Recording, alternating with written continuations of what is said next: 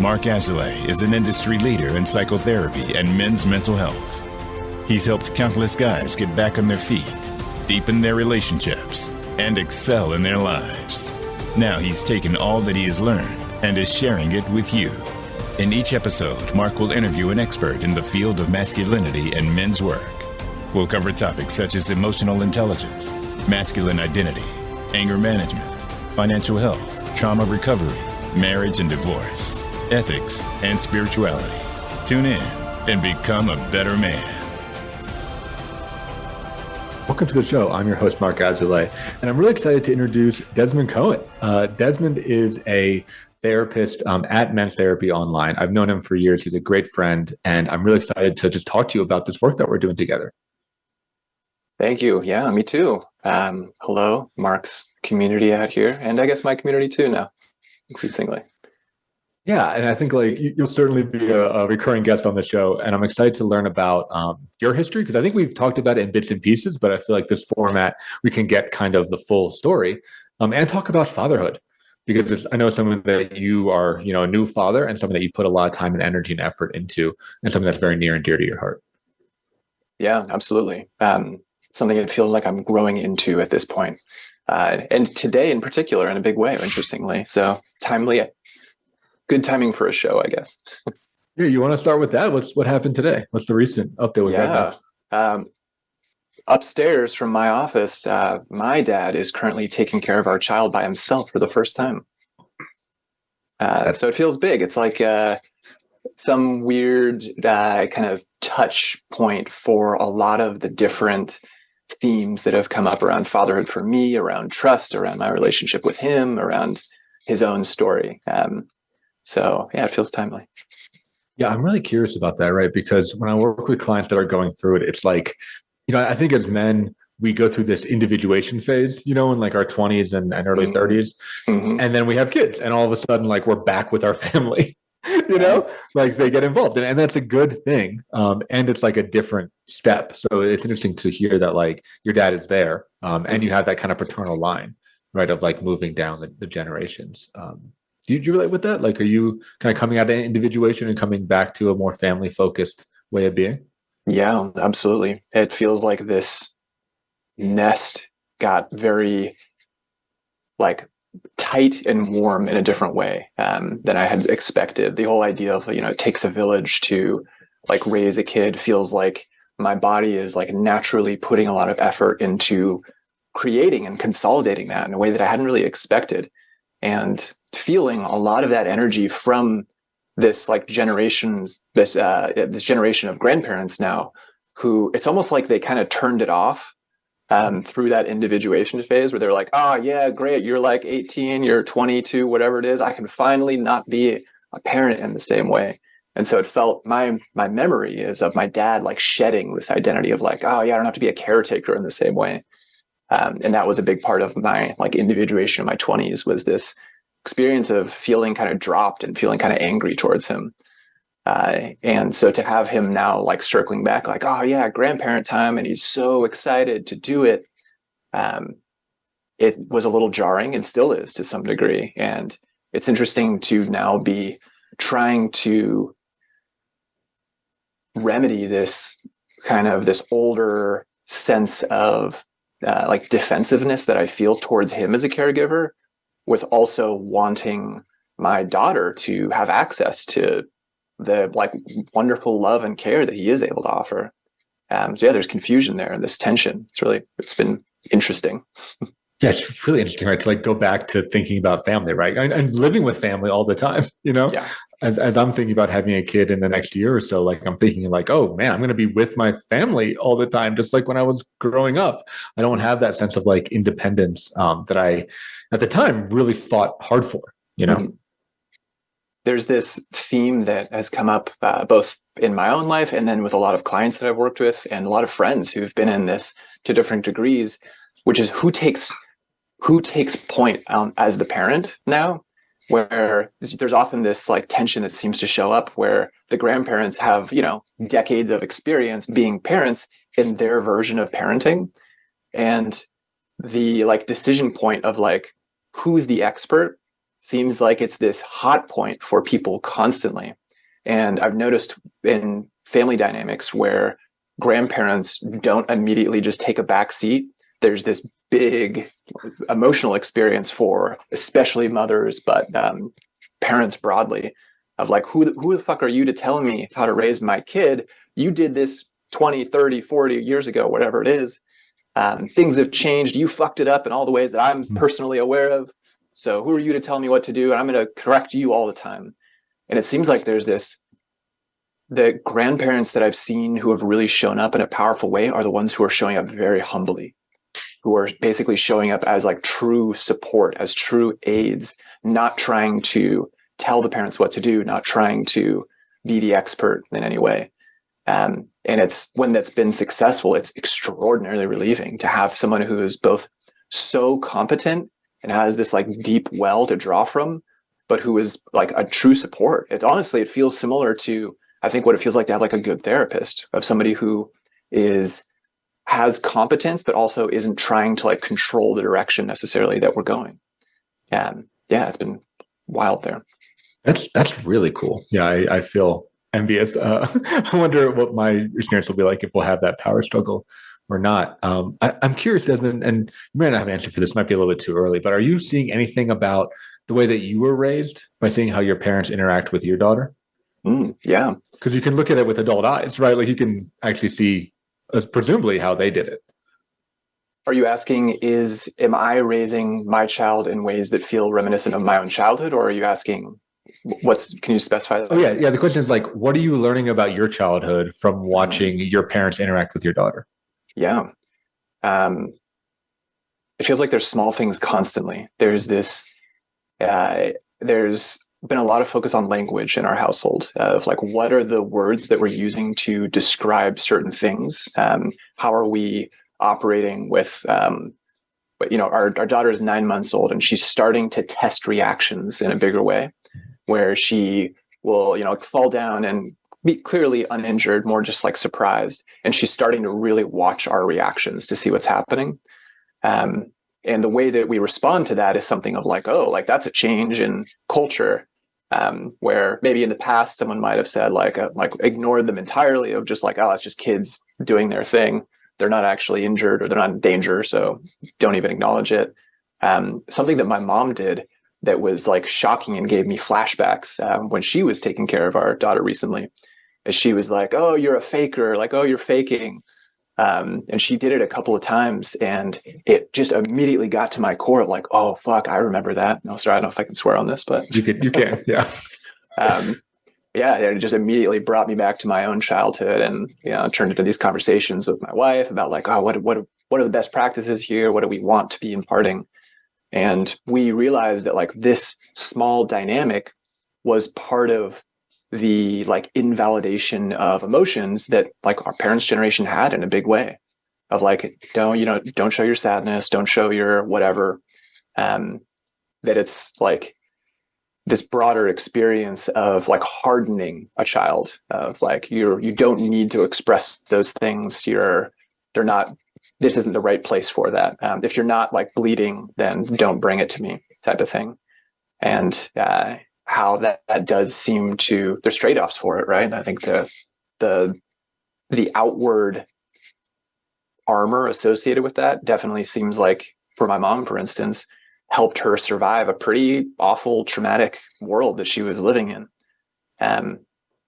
But reacting now, I think the hope for our daughter is that she has a lot more emotional intelligence at this point. So yeah, there's a lot of like small tidbits like that. It's been really jarring when they show up. It's hard to like create these like overall checklist of like, oh, here's all the ways that we want to raise our child in the most profound and awakened way. I don't know what it is.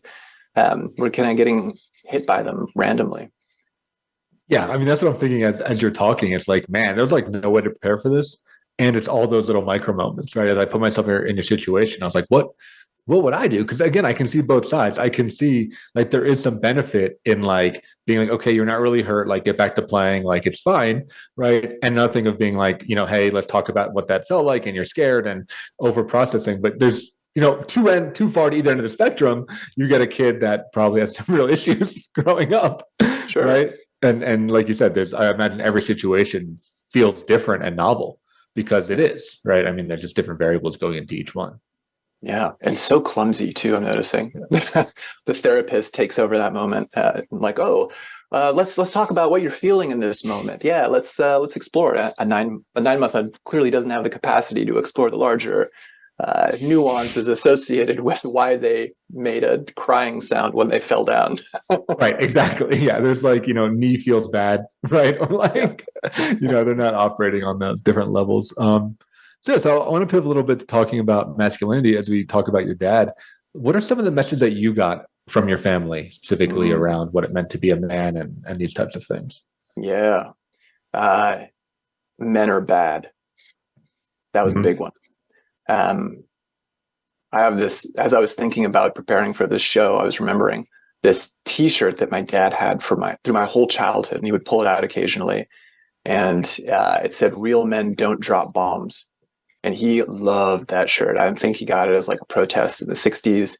But he kept it around through the 2000s. He might still have it somewhere, I don't really know. And he would pull it out as this like reminder of how he felt opposed to the world, the masculine world around him.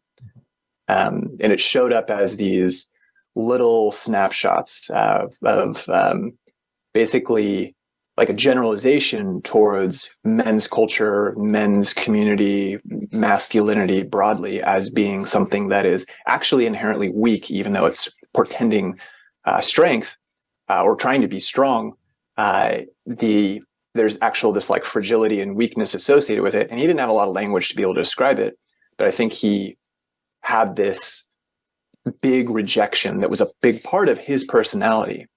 And a little bit of the genesis for that is that I alluded a little bit to my mom's experience, but she grew up in a world that was like where she was surrounded by men that were like highly traumatizing. These were like physically, emotionally abusive men in like institutions all around her. She experienced a ton of sexism and felt pretty disempowered and pretty targeted by and like abused by men specifically.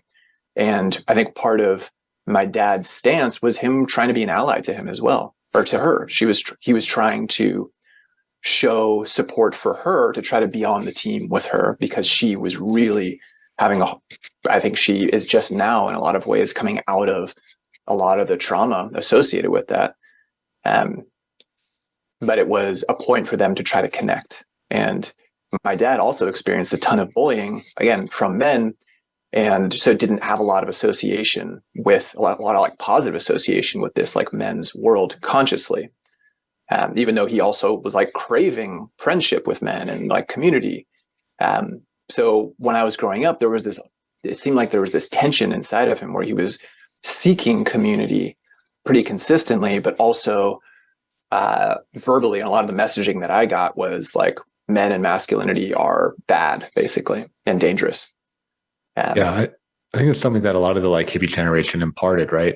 Like kind of examples of going from the female side from the feminist movement, right? And then the hippie movement with the men of like, seeing the Vietnam War and all that and being like, men and specifically like male violence and male greed, right? Are like, what's wrong with this world? Are those some of the messages that you got? Oh yeah, spot on. I think, you're naming it perfectly. It sounds like maybe that's some of the messaging that you got to some degree too. I got that, but I got it from my mom. She's a dentist and was, came up in the 80s and 90s where it was still a very masculine and still is a very masculine driven world. So she, similar probably to your mother, like fought a lot every step of the way. I think the added thing that I got is that my mom would often talk to me about my dad and the things she didn't like about him. And with the message of like, do not be a man like that, right? Do not grow up to be a man like that. And as a kid, that was very confusing to me because I loved my dad and I didn't often agree with the things that she was saying. But I also loved my mom and I didn't want to like negate her, right. Or tell her or fight her. So it was like a very complicated situation where I ended up, I think like, signing my name onto stuff and beliefs that I didn't really have or didn't really feel just to like avoid conflict with my mom or to avoid pushing back, but again, her stuff makes sense in the world that she kind of grew up in. Absolutely. I didn't realize we were both dentist sons too. That's interesting. Double dentist. Yeah, double dentist. Yeah. So I'm curious, right? Like, you've mentioned before that your dad did men's work, right? Like as his kind of story progresses. Do you remember what that was like for you? How old were you? Were you born at that point? Like what was going on? Yeah. So, his men's work really correlated with his, I guess you can call it like a midlife crisis era. I don't know if it was a crisis. I think there were definitely challenges that were showing up. There was empty nesting was starting. So I was a teenager already. I was a late teen. Then I had an older sister who was already out of the house. My parents were basically in the exploration of, do we want to stay together or not at this point? Here we are. We've raised our kids for the most part. So who are we to each other now? And there was a lot of tension for a long time with that, and a lot of renegotiation that was happening over a long period of time. So they had all this time and all this energy, and all of a sudden, all this like abundance in their lives in a lot of ways that they could then explore. And the exploration. So this exploration was basically my dad's version of it. And he went to Burning Man. That was the first moment, yep. And kind of tapped into a world of being different, and I think a fluidity and flexibility that he hadn't had in his life for decades at that point. And that kind of touched off this bigger change that was happening, which we can talk more about after the break, it sounds like too. But yeah, I'm curious, like, yeah, I guess when we get back, what that's like for you, and I think the work that we do with guys and that you do specifically, a lot of it is with fathers. And going through this awakening of whatever, or therapizing or deepening, whatever word you want to use for it, process, whether it be going to Burning Man, right, or taking psychedelics, or just getting into therapy for the first time and crying, for the first time in 20 years, or, journaling, finally like thinking about their thoughts or introspecting. I think a lot of our female listeners might not realize that as men, we aren't trained to really think about ourselves. We're just like kind of like power forward, no matter what the cost, like make it happen. So it's a lot of the guys I work with, like this is their first time actually pausing and breathing and like being like, oh shit, like how did I get here? So I'm always curious about like what that does to their family. Cause like they make these massive changes. And I think as an individual therapy, we're like, yeah, you're doing it. Like you're finally like crying, and you're finally setting boundaries, and you're finally like speaking your truth, and you're finally like taking care of yourself. But that ripples out to a whole family. Yeah, absolutely. And it was happening at a time when I was already in that individuation phase as well. And it was really starting to deepen. So the more different he became from this version of father that I had known, the more it became easy for me to reject him and question him and be critical of him in all these other ways. And I think he was going through a lot of changes. He experimented with his identity in all sorts of these different ways. And yeah, it was hard. I had a lot of anger, a lot of confusion, a lot of fear of like losing role models. I was like, who do I reach for? Who do I strive to be? If this is somehow indicative of him failing, am I not supposed to be what he was? And I don't like what he is right now, that because he looks like dangerous and chaotic in some way. Like he doesn't know himself as much as I do as a 22-year-old in this moment, right? As if I'm so awakened. Yeah.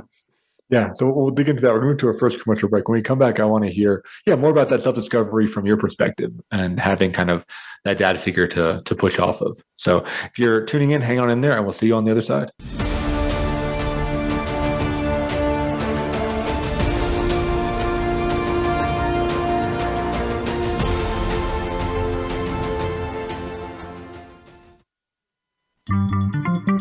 Voice America is on LinkedIn. Connect with us today. Men's Therapy Online is now accepting new members. Men's Therapy Online offers a solution to the lack of outlets for emotional expression, positive role models, and access to meaningful milestone experiences. In our post-COVID world, loneliness is at an all-time high. Men need consistent community. Our society is rapidly changing. Old models of masculinity are falling at the task of promoting emotional intelligence and meaningful connection. Men's Therapy Online offers tools and experiences designed to help the man who is struggling to balance traditional male roles and emotional fluidity. Whether you need to get back on your feet or take your life to the next level, Men's Therapy Online has your back.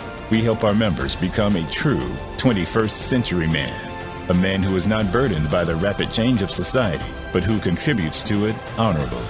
If you're interested in signing up and finding your band of brothers, go to menstherapy.online to learn more. That's menstherapy.online. Start your journey today. It's your world. Motivate, change, succeed. VoiceAmericaEmpowerment.com.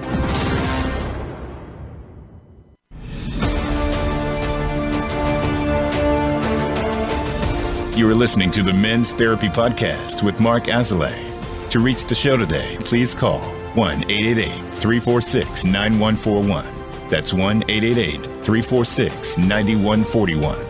Or send an email to podcast@menstherapy.online or visit www.menstherapypodcast.com. Now, back to the Men's Therapy Podcast. Welcome back to the show. I'm your host, Mark Azoulay, and I'm here with Desmond Cohen. He's one of the therapists we have at Men's Therapy Online and a great friend of mine and respected colleague. Desmond, we're talking about kind of the fatherhood, right, and the intergenerational line, and you as a 20-year-old going through your dad's kind of like therapy awakening. I'm curious, like, what that was, and it brings this concept that we've riffed on, this anti-personality, where when you ask men, what does it mean to be a man? It's always negative. It's like, don't be weak, don't be a pussy, don't be a coward. Like, it's never positive. I mean, a lot of it is like, to be a man is to not be a woman, right? And I think as young men, we often look around at the men in our lives, whether it be our parents or authority or whatever, and we're like, I don't know who I am, but I'm not that guy, right? Like, it's just this like big like cutting and pushing away. So yeah, I see you nodding over there. Is that part of your experience, and what was that like going through that phase of development? Yeah, I think the anti-personality summarizes it perfectly.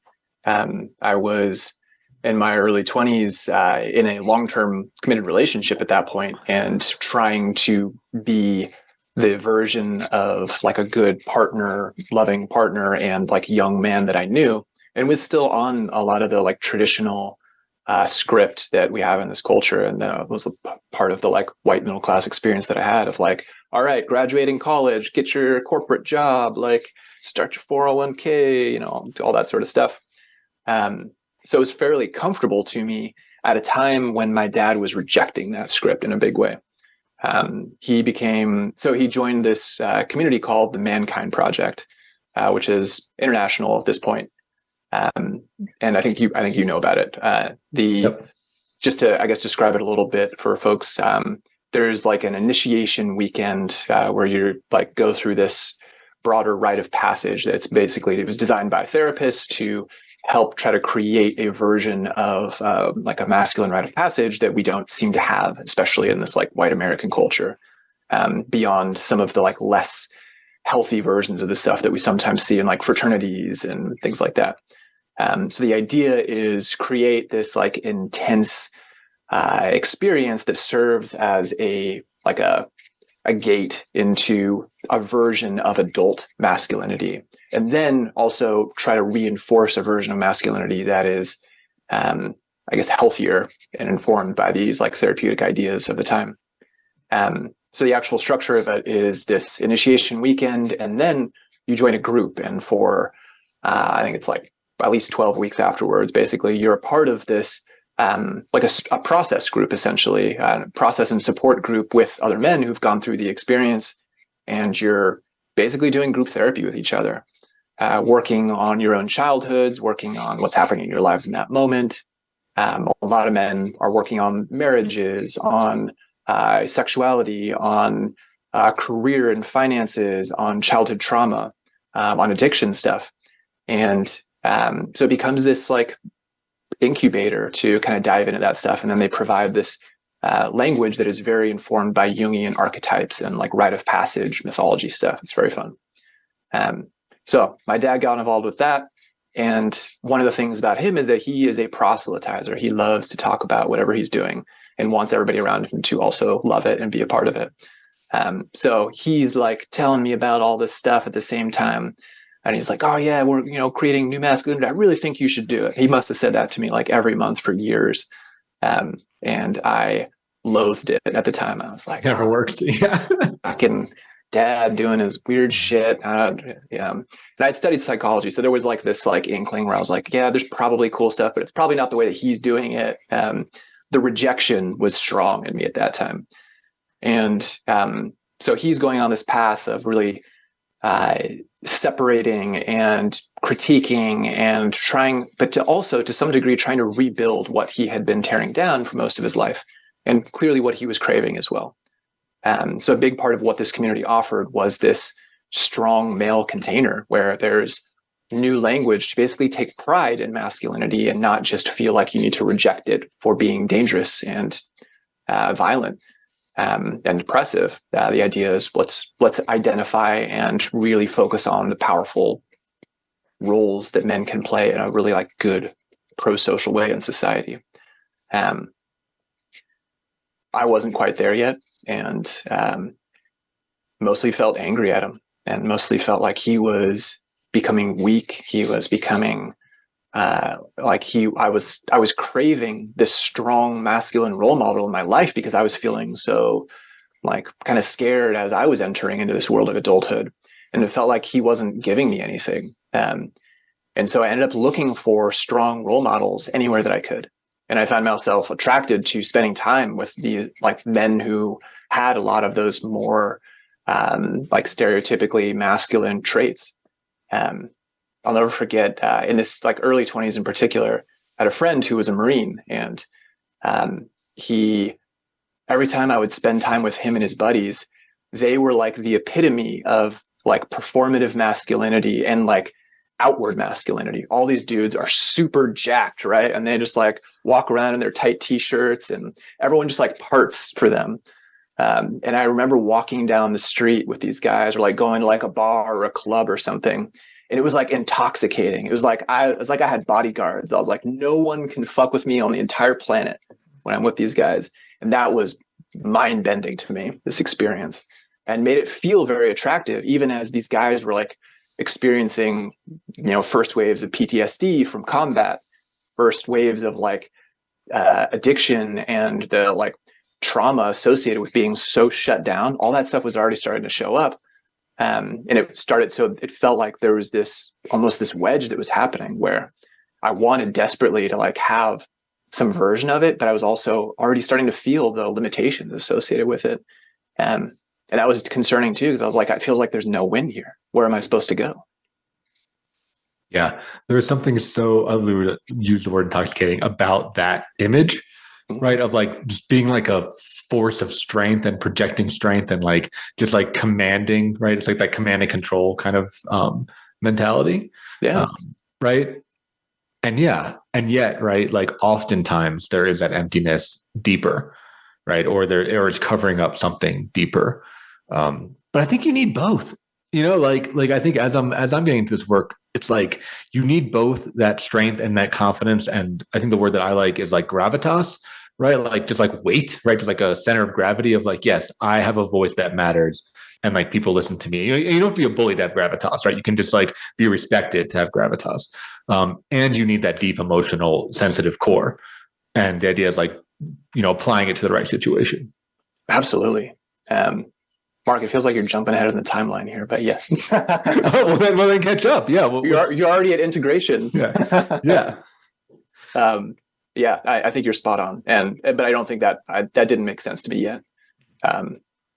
So my dad is going through this like version of masculinity that felt very, he would have a lot of language associated with like being strong, but the way that he presented it didn't actually feel it. It was like he was it's like he was putting it on as like a shirt. And then, after he like did his thing in the moment, it was back to this version of himself where he was trying to do it. It's like the fake it till you make it thing. It felt like he was faking it to me. And that his true self was this person who was massively insecure and who didn't use power in a way that felt actually beneficial to the world. There's a lot of like unconsciousness there. And like he had spent so much time like tamping down his own power that he like it was hard for him to reclaim it at that point. So that felt really concerning and scary to me too. I guess, well, yeah, fast forward a little bit. I did end up joining the Mankind Project and kind of went through the whole weekend and the initiation process. And that's part of what actually set me off to transition careers and go into psychology and become a therapist, was the experience of sitting down with these men and identifying that I felt like I had something to offer, and that the experience of being in service, what did actually line up with this version of masculinity that I wanted, was being able to use strength and my capacity to be a secure anchor, to help other people find security, essentially, to help other people find safety. I'd say that the next phase of that was going to grad school and then feeling the pressures associated with entering a profession that is historically far more female dominated and far more associated with a lot of the qualities of caretaking that we associate with more traditional femininity as well.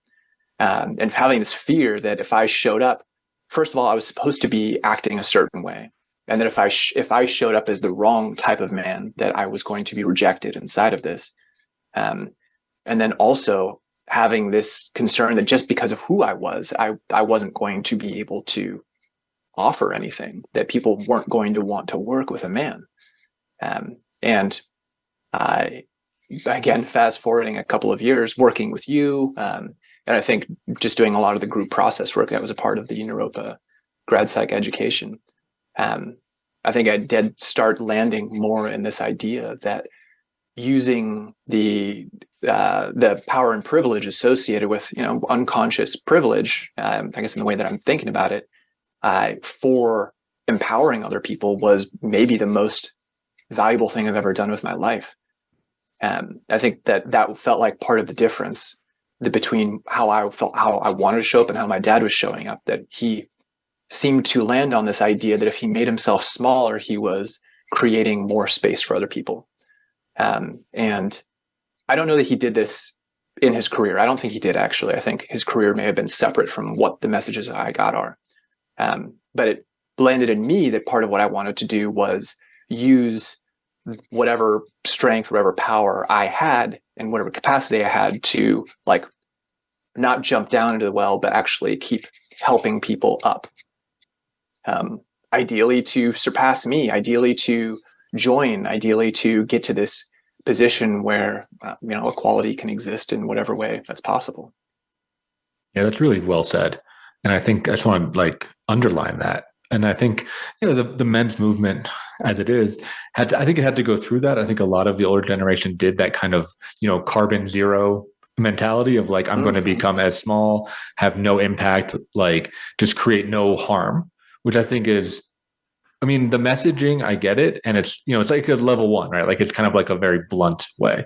And I love what you're talking about. And I try to think of things the same way of, the privilege isn't going to go away, right? Like whether we like it or not. And most days, if I'm being honest, I like it, right? We're white presenting men, and that's not going to change. So we can't pretend like that's not true. So it is, okay, now that we have this deck of cards, how do we play it for benefit of people that are less fortunate or don't have those same, cultural head starts that we did, right? Absolutely. Including, and maybe in some ways, most importantly, the women in our life, right? Yeah. When I think of family and I think of parenthood and all these things, what is the masculine role or what's the father role, right? What's the masculine role in a family? And what role do we play there? Do you have any thoughts on that?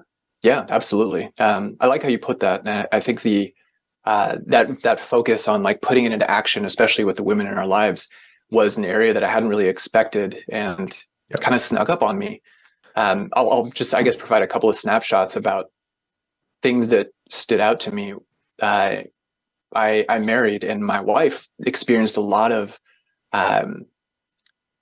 what is that called? The imposter syndrome in her career as she was building it, and a lot of fear around asking for more in a big way, and a lot of fear around leveraging power in a way that would make her more valuable, get her higher income, get her into positions that maybe felt better for her.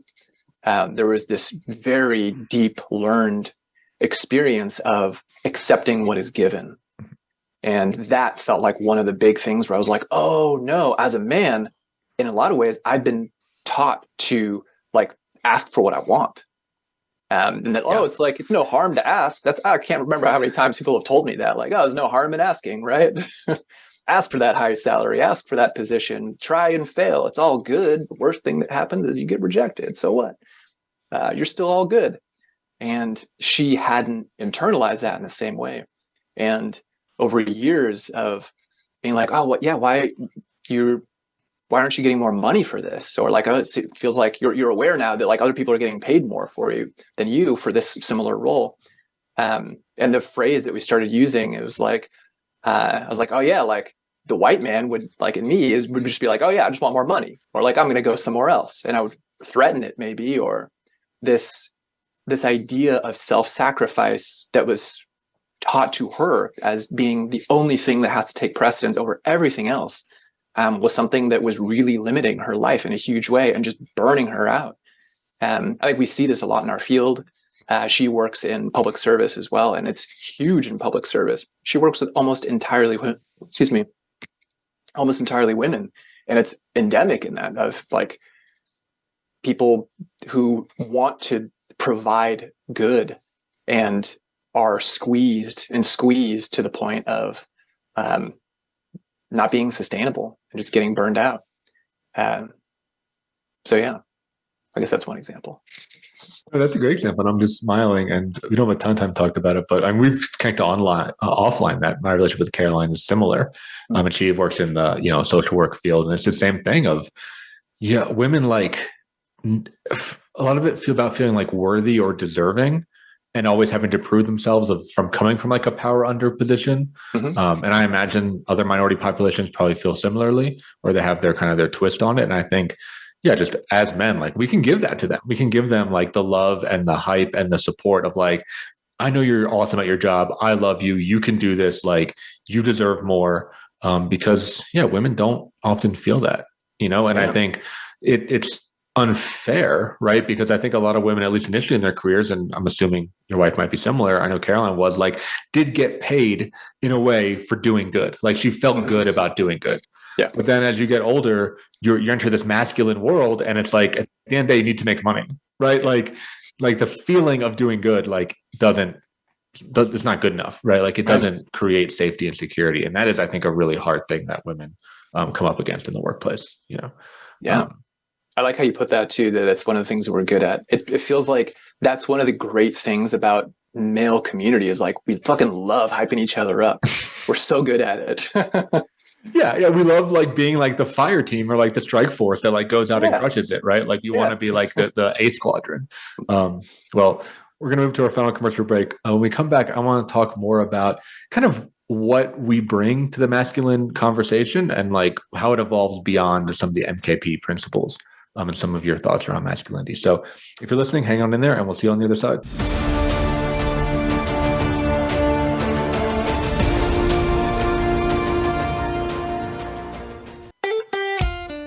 Follow Voice America at facebook.com/Voice America for juicy updates from your favorite radio shows and podcasts. Men's Therapy Online is now accepting new members. Men's Therapy Online offers a solution to the lack of outlets for emotional expression, positive role models, and access to meaningful milestone experiences. In our post-COVID world, loneliness is at an all-time high. Men need consistent community. Our society is rapidly changing. Old models of masculinity are falling at the task of promoting emotional intelligence and meaningful connection. Men's Therapy Online offers tools and experiences designed to help the man who is struggling to balance traditional male roles and emotional fluidity. Whether you need to get back on your feet or take your life to the next level, Men's Therapy Online has your back. We help our members become a true 21st century man, a man who is not burdened by the rapid change of society, but who contributes to it honorably. If you're interested in signing up and finding your band of brothers, go to menstherapy.online to learn more. That's menstherapy.online. Start your journey today. It's your world. Motivate, change, succeed. VoiceAmericaEmpowerment.com.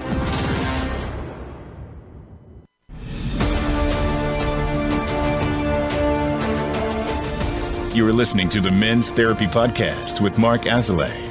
To reach the show today, please call 1-888-346-9141. That's 1-888-346-9141. Or send an email to podcast@menstherapy.online or visit www.menstherapypodcast.com. Now, back to the Men's Therapy Podcast. Welcome back to the show. In this segment, we talk directly to you, the listener, and I think we're going to chat about where does the men's movement go from here? And what are the things that both Desmond and I are building off of, knowing that it is kind of a consistently growing and evolving thing. So Desmond, we heard about your story. We heard about your dad's story. What's next? Yeah. So I think something that I wrote maybe in an intro for the MTO website, I referenced this book or this author, Robert J. Lifton. He's written a ton of stuff. I'm pretty sure he's a psychologist or a psychiatrist. He's been writing since the 60s, but up through today. And he coined this term, the protean man. Not protein like steak, protean. And as far as I remember, the core of that is Proteus, I think demigod or god. But the idea is it's like a river essentially. It's this aquatic force, and basically Lifton's theory, and part of what he explores in his writings, is the increased rate of change in culture. That a lot of the things that used to be stable about human culture are changing faster and faster. And the periods at which they remain stable are getting smaller and smaller. So if you think about the big concepts that underpin our culture, one that always stood out to me was telecommunications. We had all these TV channels that were that's the thing that you go to for your news for 50 years, right? Everyone went and watched Walter Cronkite or something for however many decades. And he was the guy you go to and everybody knew about it. Time Magazine, same thing, right? People knew what Time Magazine is. It created content in a certain way and it helped create this cultural hub that stood with the culture for a long period of time. And the versions of that we have now are think about it, it's Facebook, which is on its way to death basically at this point. Before that, we had, MySpace and cable news and all sorts of stuff. The way that it's a lot of it's shifted into social media now, where we have things like Twitter, we have things like all these other platforms that have these very, very big impacts, but for shorter and shorter periods of time, it seems. And the challenge that they talk about is how do we keep changing and developing? But they haven't seemed to find a way to actually do that yet. That it's this ever shifting stage and the culture will just move so quickly away from Facebook onto TikTok, onto, whatever the newest thing is. And then the culture is just emanating from this whole new source in a massive way. And the norms are different and the expectations are different and the venues are different. So in order to participate in society in a way that used to be in a lot of ways fairly stable and more known, we have to have this awareness of the ever-changing venues of where culture happens and then the ever-changing norms associated with this stuff. And part of what he talks about is how easy it is to become alienated in this.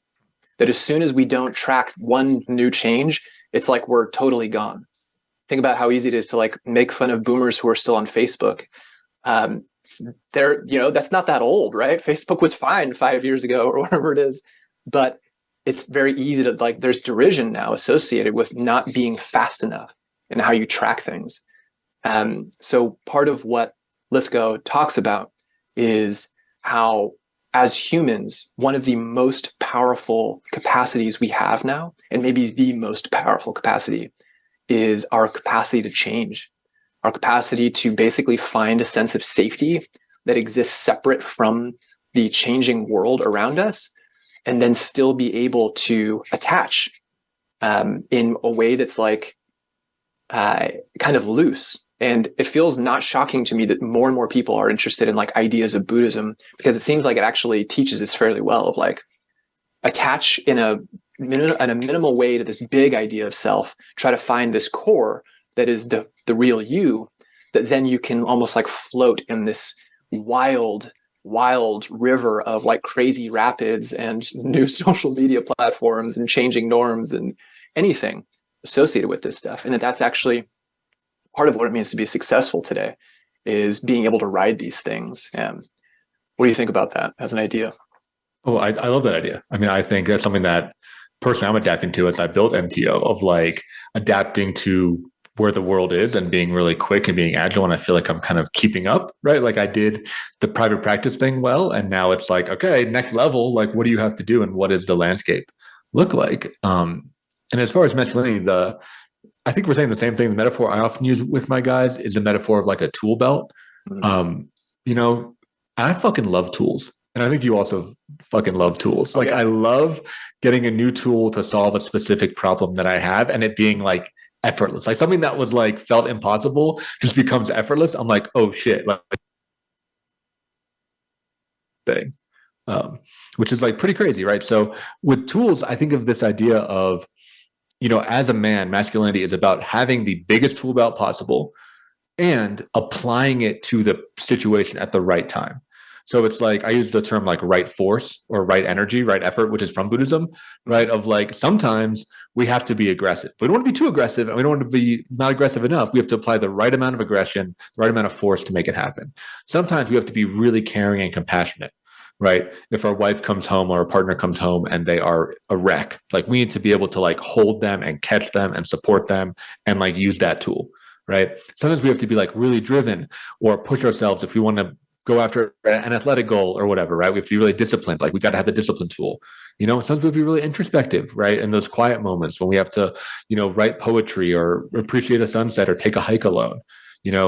I think what I see is that none of these are bad, right? I think as men, we like picked our favorite tools and then we neglected the other ones. But I think the real masculinity is like becoming a master of all the tools.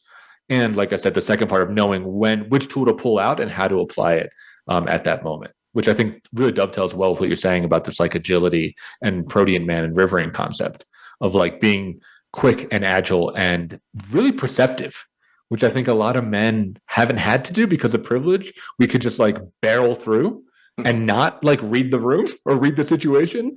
And I think as power dynamics are shifting, which I personally believe in a good way, we have to be more perceptive. We have to be more part of a whole rather than being like the center of gravity or center of mass, where everyone organizes around us. Yeah. Which is quite a challenge if we haven't, first of all, if we don't have the skills to do that, or if it hasn't been normalized to us. It feels like being the like barreling person at the front of the spear point. It's also a pretty isolating experience for most people, it seems. And it's like a powerful way to cope with an existing sense of isolation of, I'll just keep running and it'll look like strength. It'll feel like strength. That sometimes I'll get external accolades. But it seems like so many people find that their body starts to slow down. They start to hit all these metrics and there's massive diminishing returns and they slow down for whatever reason. And the loneliness starts to set in. And that seems to be another extremely important part of being a human today is we have to get so much better about learning how to give and receive intimacy with each other than we'd had to in the past, because they're like part of this idea is that like a lot of those systems don't exist to facilitate it for us anymore. A lot of the church groups, the Moose Lodge, even having coworkers, right? How many people just work in isolation in their own homes at this point? So many of these contexts don't exist anymore for that just kind of like did it for us. We have to try in order to make this stuff happen. And it's a steep learning curve, but definitely one that a lot of people are putting a ton of effort into right now and seems like getting pretty great results. Yeah, I think community is going to be the thing, right? Building community and creating experiences for people that help them like unlock different parts of what it means to be human. That seems to be what we need, I think, now as a culture, because before the previous generation, we talk about Buddhism, they had this idea of the animal realm which is like the horse with the blinders, right? It's like the horse with the blinders that just like keeps going no matter what. And that is very masculine. I don't want to diminish that. Like, there is something, I think primally masculine about that discipline and about that drive and about the idea of like, I'm going to keep pulling this goddamn cart no matter what. And a lot of those men pulled that cart with their family in it, right? Yeah. Like they were pulling a cart for a really good reason. And, back to the tool belt metaphor, like that's one tool. Like I think we need, as men, we need to know when to do that and how to do that, but not at the expense of every other part of our psyche. Yeah. Like there's like a lot more to being a human and being a man and being on this planet than just like driving. Yeah. And I hope that we can bring that to the guys that we work with, I like that. I like the analogy of being the horse, the multi-skilled horse, not just the draft horse, but also the racer and the one that gets to chill out, one that hangs out at the stud farm. Yeah, I know, exactly. And the dressage, you got dance every once in a while, right? Oh yeah, right. yeah. You got to have all those things. So yeah, as we're coming towards the end here, I guess I know it's putting you on the spot a little bit, but like, what's a message that you want to give to our listeners out there? Something they can take away with them or think about after they end up with the show here. Yeah. I guess I'll name one of the biggest themes it feels like that we have as a message from both old masculinity and ideally new masculinity as well is this idea of courage. And I think that that's one of the biggest ones that ideally we can keep holding, is this idea that courage is a really, really wonderful tool. And we can talk about, I think there's like some really fascinating conversations to be had about like the role of have like testosterone and literally like helping us feel a reduced awareness of negative outcomes for taking risks, essentially, right? It's a powerful tool. And I think one of the ways that we can maybe frame courage in the current era is that it's not necessarily courage to like bend or warp or damage our bodies or the world around us. It might be more of the courage to like be critical of aspects of self, of these things that we maybe did hold dear, so that we can keep rebuilding it into something great. I think that's part of that fluidity, is being able to continue to conceptualize what the self is that we're working with here, which is maybe one of the most terrifying things that humans do. And if we can do that as a practice, it usually seems to lead us to a much greater sense of connection and safety in the world anyway. And I guess meaningfulness seems like.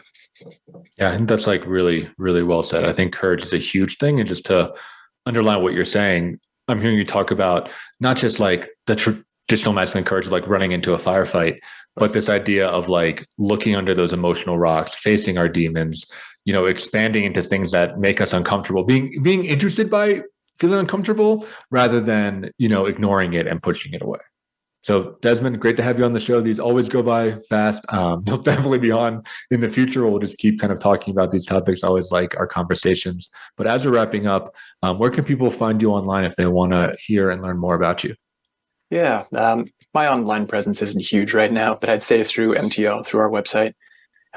I do have a Psychology Today profile and my own personal website, DesmondCohenCounseling.com. I'd say there. Yeah, check them out. Look for my movie. Oh, wait, I didn't make that. Look for my book. Oh, wait, I didn't write that yet. Book it in all stores soon on Amazon, self-published. There's a lot of great stuff. And I'm excited to just give you this platform too and just have more conversations with you in the future. So if you're a listener, if this really stood out to you or think it would stand for somebody else, please like it, share it, do all the social media stuff. Give us a 5-star review on Apple. That always helps. If you can only do one thing, that's the most helpful thing to do. Or send it to somebody that you feel like needs some of the messages that we're talking about today.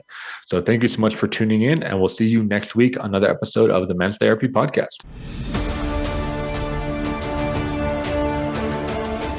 Thank you for joining your host, Mark Angele, on the Men's Therapy Podcast. Be sure to tune in again live next Friday at 2 p.m. Eastern Time and 11 a.m. Pacific Time on the Voice America Empowerment Channel and anywhere podcasts are found. To support the show, leave a review on your favorite podcast platform. For more information or to apply to be a guest, visit www.menstherapypodcast.com.